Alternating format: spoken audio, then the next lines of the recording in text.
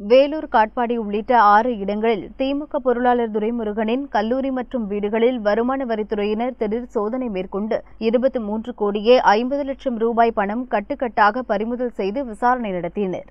இந்நிலையில் வீட்டில் பேட்டியளித்த துரைமுருகன், திமுகவின் வெற்றியை தடுக்க முழுக்க அரசியல் காரணங்களுக்காகவே இந்த சோதனை நடத்தப்பட்டது.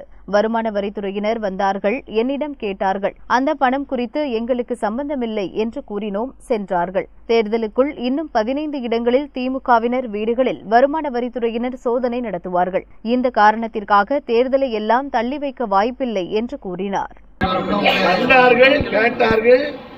எதிலும் எங்கள் சம்பந்தம் இல்லை என்று சொன்னோம், சரி என்று போய்விட்டார்கள். இனி எங்கள் தோழர்களோடு தேர்தல் பணி தொடரும்.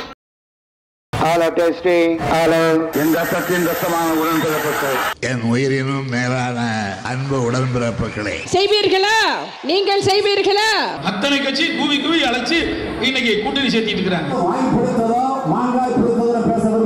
युद्ध செய்ய மாட்டேன்னு போயிட்டேன்னு சொன்னவனே கோவளைன்னு சொல்லுவாங்க.